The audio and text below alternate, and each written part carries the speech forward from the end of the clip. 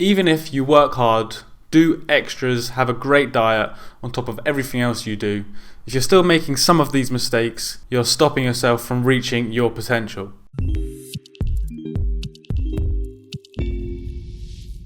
We all know how hard it truly is to make it in football, and you're constantly being told, do this, do that. But what about the things you're not meant to do? There's a few things that too many players are doing in their everyday life which is holding them back.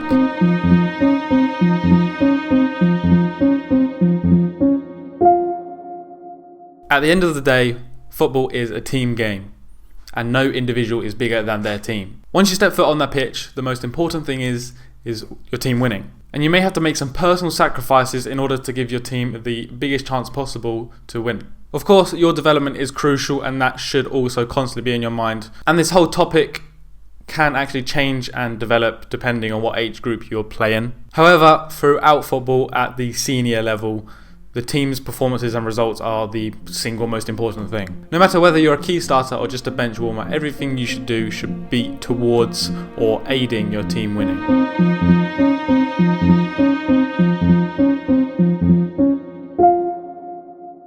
Before we get into mistake 2, I just want to show you a short clip of today's advert. Considering you're watching this video, we know you want to learn more, you're a motivated footballer, and you're always trying new things to improve. Well, SkilShare is a great platform for you. SkilShare is an online service filled with online courses that covers all topics, including football. I'm currently watching a course on how to create a football analysis video, and you can find this course as well as the thousands of others in the link on our description, and if you click that link today, you do get 14 days of SkilShare Premium for free. I've seen and heard about this situation personally way too many times, and for the most part this is how it goes. A player is getting scouted, and the team that's doing the scouting makes a phone call to the team he's currently at to ask about him. Now, nothing is asked about the talent of the player, the technical ability, physical ability, or anything like that, as the scout knows that at that professional facility, all of that can be taught and developed. The single most important thing to them is their attitude. They're asked what their personality is like on and off the field,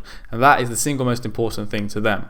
And sadly, I've heard about all too many players being turned around and sent back because of their attitude. Despite them being potentially the most talented player they've ever seen at that age, if they don't agree with their personality, their ethics and whatnot, then they're simply not interested in at all. They ask questions like, what is their attitude like? What are they like off the pitch? Do they stay after training to do extras and whatnot? All of these things are just indicators of you being a good person, and ultimately that's what they're interested in, especially at the younger age. Like I said, they know the talent can be taught and developed at their facilities, but natural attitude cannot. If these players had a more positive and better attitude towards life in general, then they could have reached so much more in their playing career.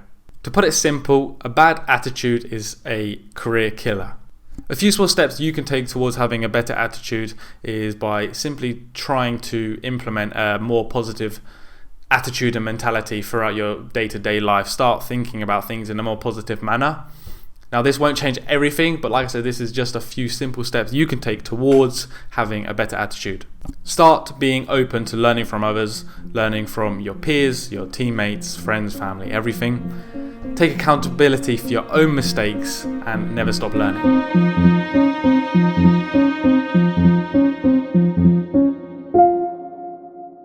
We speak and preach about good habits all the time and how you should track them on a day-to-day basis and how powerful they can be for you as a player and a person. However, what can have an even bigger effect on your career in a negative manner is having bad habits.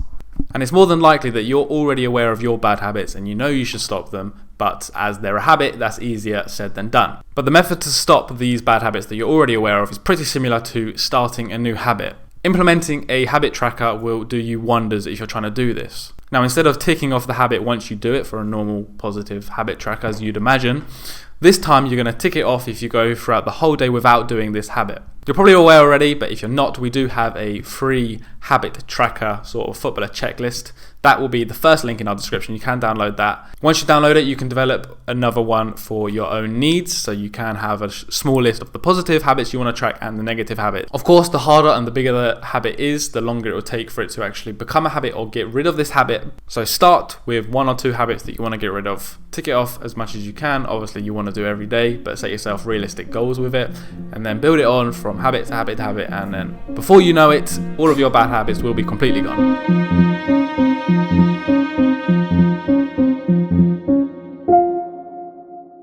Now this next mistake is more of a direct impact in football. Having the habit of constantly scanning your shoulders in game situations will do wonders for your awareness and ultimately your performance. We've spoken about this topic so much in the past, more specifically how well this worked for Frank Lampard. He was constantly scanning his shoulders throughout the whole game. It was odd if he went for a few seconds without scanning his shoulders. And by doing this, he always knew where everyone was. He constantly had pictures in his head of what was going to happen before it actually happened. He knew what he was going to do. He knew what pass he wanted to make. He knew what run he needed to make. He, could anticipate where the opposition was going to move to because he always knew his surroundings. And this small skill and habit gave him such a huge boost over his opponent and gave, ultimately, this was one of the major things in his success. So try and start scanning your shoulders more. Just start by implementing this in training, see how you get on, and then try and slowly start implementing it in games as well.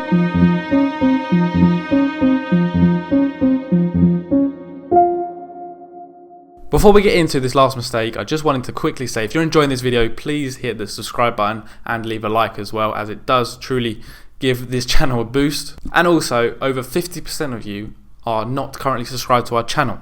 As well as this, YouTube doesn't even show you all of our videos if you're subscribed. So if you do enjoy, make sure to click that notification bell just so you're aware of every upload that we make. So the last mistake is not wanting more.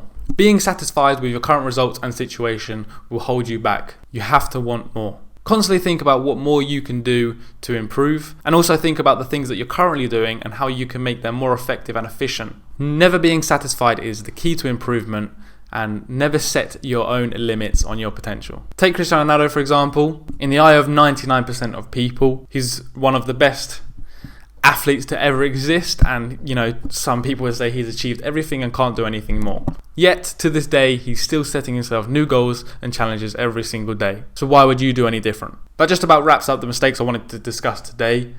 If you feel you have any more, leave them in the comments below to help other viewers. I hope you enjoyed this video and can take some value from it. Thank you so much for watching, and we'll see you in the next one.